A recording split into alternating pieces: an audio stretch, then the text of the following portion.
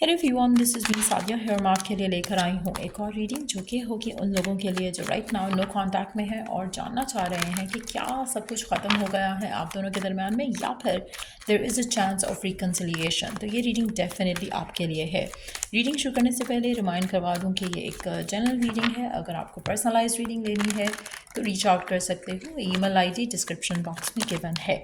सो क्या सब कुछ ख़त्म हो गया है आप दोनों के दरमियान में? इज़ इट ओवर या फिर रिकन्सिलिएशन हो पाएगी आपके और आपके पार्टनर के दरमियान? Let's find out. Is it over या फिर रिकन्सिलिएशन हो पाएगी आप दोनों के दरमियान में? इज़ इट ओवर या फिर रिकन्सिलिएशन हो पाएगी? इज़ इट ओवर या फिर रिकन्सिलिएशन हो पाएगी आपकी? ओके, सो ऐसा लग रहा है कि जैसे आपके और आपके पर्सन के दरमियान में कुछ चीज़ें हैं जो इन्फ्लुएंस कर रही हैं आपके रिश्ते को। हो सकता है कि ये उनका काम हो सकता है, उनकी वर्क रिस्पॉन्सिबिलिटीज़ हो सकती हैं, उनकी फाइनेंशियल रिस्पॉन्सिबिलिटीज़ भी हो सकती हैं, जिसकी वजह से आपका रिश्ता जो है इन्फ्लुएंस होता दिख रहा है।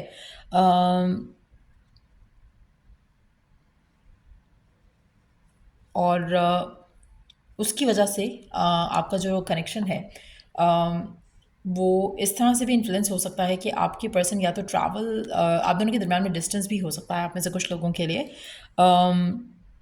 और कुछ लोगों के लिए ये भी पॉसिबल है कि आप दोनों का जो सेपरेशन है या टाइम अपार्ट है या नो कांटेक्ट है, it's a momentarily thing. Chances काफ़ी ज़्यादा स्ट्रांग है कि ये जो कनेक्शन है आपका, इसमें आपको रिवाइवल आते ज़रूर दिखेगा, क्योंकि ये जो कनेक्शन है आपका इट्स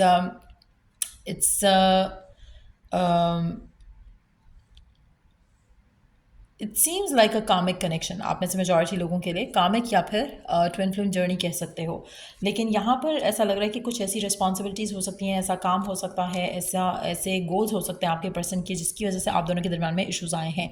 और ये इश्यूज़ जो हैं, स्पेशली अगर आप जानते हो कि इस सब में जो काम का इन्फ्लुएंस है बहुत ज़्यादा है as compare to other people और other person in their life, तो देन रिकन्सिलिएशन के चांसेस काफ़ी ज़्यादा स्ट्रांग दिख रहे हैं कि पर्सन आपके पास वापस ज़रूर आएगा once they are done with their responsibilities. आप में से मेजॉरिटी लोगों के लिए ऐसा लग रहा है कि जैसे आपके पर्सन और आपके दरमियान में ट्रैवल, डिस्टेंस जो है, इस तरह की चीज़ें ज़रूर इंटरफेयर की हैं आपके कनेक्शन को, जिसकी वजह से करंटली आपका नो कॉन्टैक्ट है और रिकन्सिलिएशन या पैचअप या फिर कॉन्टैक्ट नहीं हो पा रहा है राइट नाउ, बिकॉज हो सकता है कि आपके पर्सन के ऊपर कुछ रिस्पॉन्सिबिलिटीज़ हैं that they are going to take care of. एक और चीज़ लग रही है कि जैसे जो आपका करंट सिचुएशन है आपके पर्सन के साथ, इट सीम्स लाइक उसमें आपका ट्रस्ट रख पाना रिकन्सिलिएशन के ऊपर, या ये बिलीव रख पाना कि आप दोनों का कनेक्शन स्ट्रांग है, वो शायद आपके लिए थोड़ा मुश्किल हो रहा है। कहीं ना कहीं हो सकता है कि you are in a no contact scenario for quite some time, लेकिन जो भी सिचुएशन है उसमें लग नहीं रहा कि it's over already. It seems like कि मोमेंटरली थोड़ा इश्यूज़ हैं, मोमेंटरली थोड़े प्रॉब्लम्स हैं, बट आप दोनों का रिकन्सिलिएशन पैचअप ज़रूर होगा। और चांसेस बहुत ज़्यादा स्ट्रांग है कि जो 10वां महीना है इसके अंदर अंदर ही आपका रिकन्सिलिएशन और आपका पैचअप हो जाए आपके पर्सन के साथ, क्योंकि एनर्जीज आर वेरी स्ट्रांग है। आप में से मेजॉरिटी लोगों के लिए आप दोनों के दरमियान में जो भी चीज़ आई है, चाहे वो कैरियर रिस्पॉन्सिबिलिटी है, चाहे वो फैमिली रिस्पॉन्सिबिलिटी है, चाहे जो भी मसला मसाइल था जिसकी वजह से आपका रिश्ता नेगेटिवली इन्फ्लुएंस हुआ है, it is going to come to an end, और आपका रिकन्सिलिएशन पैचअप होने का चांसेस काफ़ी ज़्यादा स्ट्रांग डेवलप होते दिख रहे हैं। Let's see some more cards here कि इज़ इट ओवर या फिर आपका पैचअप होगा। आप में से कुछ लोग अर्थ साइन से डील कर रहे हो सकते हो, टॉरस, वर्गो, कैप्रिकॉन, या फिर आप खुद भी टॉरस, वर्गो या कैप्रिकॉन हो सकते हो, या फिर फायर साइन हो सकते हो या फायर साइन को डील कर रहे हो, Aries, Leo, Sagittarius. Let's see और क्या जान सकते हैं हम आपके कनेक्शन के बारे में। नो कॉन्टैक्ट है करंटली, लेट्स सी कि क्या पैचअप होगा और फर्दर हम क्या जान सकते हैं। क्या पैचअप होगा आपका और आपके पर्सन का, और फर्दर हम क्या जान सकते हैं। आपका पर्सन काफ़ी ज़्यादा ओवरलोडेड है विद समथिंग राइट नाउ। ऐसा लग रहा है कि मेंटल ओवरलोड है, फिजिकल ओवरलोड हो सकता है कि बहुत ज़्यादा रिस्पॉन्सिबिलिटीज़ हैं, बहुत ज़्यादा ट्रैवल है, बहुत ज़्यादा काम है, जिसकी वजह से आपकी लव लाइफ कंप्रोमाइज़ हो रही है करंटली। और ये चीज़ें ऐसी ही रहेंगी अनटिल अनलेस कि जब तक इसकी सिचुएशन जो है वो ख़त्म नहीं होती जिसमें ये अपने आप को बिजी रखे हुए हैं। जब तक इनकी कमिटमेंट ख़त्म नहीं होगी तब तक इनका जो सिचुएशन है आपके साथ, जो रिलेशनशिप है आपके साथ, वो रिवाइव नहीं हो पाएगा। सो आपको इस इंसान को थोड़ा टाइम देना है, पेशेंस रहना है, पेशेंस रखना है, और देन जो है चीज़ें फिर से आपके दरमियान में अच्छी हो जाएंगी। मुझे लग रहा है कि आप में से कुछ लोगों के लिए आने वाले 41 डेज़ काफ़ी सिग्निफिकेंट होंगे और उसके बाद आपको रिकन्सिलिएशन आते दिखेगा। बट येस, रिकन्सिलिएशन डेफिनेटली होगा, इट्स नॉट ओवर मेजॉरिटी लोगों के लिए। आपका रिवाइवल जो है कनेक्शन का वो डेफिनेटली होगा। आप में से मेजॉरिटी लोगों के लिए मुझे ऐसा लग रहा है कि आपके पर्सन के लिए कैरियर से रिलेटेड चीज़ें बहुत इंपॉर्टेंट हो सकती हैं, जिसकी वजह से आपका रिलेशनशिप राइट नाउ कंप्रोमाइज है। But once they are done with all their responsibilities या अपने कैरियर गोल्स को अचीव कर लेते हैं, वो आपके पास वापस ज़रूर आएंगे। सो एक और चीज़ जो मुझे लग रही है यहाँ पर कि being on the waiting side आपके लिए टफ है, आपके लिए ट्रस्ट करना भी शायद मुश्किल है कि रिकन्सिलिएशन हो पाएगा या नहीं। तो कोशिश करो कि आप अपने आप को पॉजिटिव रखो, do things that makes you feel good. कोई ना कोई ऐसी चीज़ ज़रूर करते रहो जिससे आपको खुशी मिलती है, दिली सुकून मिलता है या पीस फील होता है। जैसे किसी को हेल्प कर देना, चैरिटी करना, डोनेशन करना, इस तरह की चीज़ें अगर आप करोगे तो आपका जो इश्यूज़ हैं वो जल्द जो हैं वो रिजॉल्व होंगे। आप में से कुछ लोगों के लिए मुझे लगता है कि आपका way of dealing with things जो है वो भी चेंज होने की ज़रूरत है।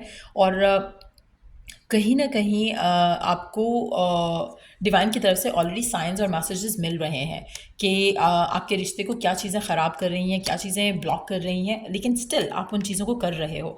आप में से कुछ लोगों के लिए आपके आसपास के लोग भी आपको नेगेटिवली फीड कर रहे हैं, जिससे भी आपका रिलेशनशिप, आपकी लव लाइफ की सिचुएशन ख़राब हो रही है। So you have to control all those things as well. So कहीं ना कहीं ये सारी वो चीज़ें हैं जो आपकी लव लाइफ को नेगेटिवली इन्फ्लुएंस कर रही हैं। बट येस, आप में से कुछ लोगों के लिए आपके पर्सन के एंड से भी ये चीज़ें हो सकती हैं कि जहाँ पर उनकी लाइफ में कुछ ऐसे लोग हैं जो उनको कंट्रोल करना चाह रहे हैं, चाहे वो ब्लैक मैजिक से है, चाहे वो नेगेटिवली इन्फ्लुएंस करके है, जिसकी वजह से आपका रिश्ता इन्फ्लुएंस हो सकता है।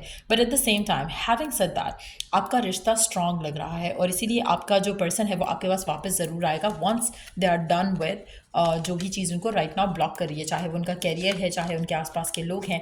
कुछ ना कुछ ऐसा ज़रूर है जो कि इस रिश्ते को ब्लॉक कर रहा है, नेगेटिवली इन्फ्लुएंस कर रहा है राइट नाउ। लेकिन 10वें महीने में, यानी कि जो ऑलरेडी महीना हम जिसमें हैं अक्टूबर के महीने में, चांसेस काफ़ी ज़्यादा हैं कि आपका जो कनेक्शन है वो रिवाइवल की तरफ आप आते देखो और चीज़ें जो है वो बेहतर हो जाएँ आपके और आपके पार्टनर के दरम्यान में।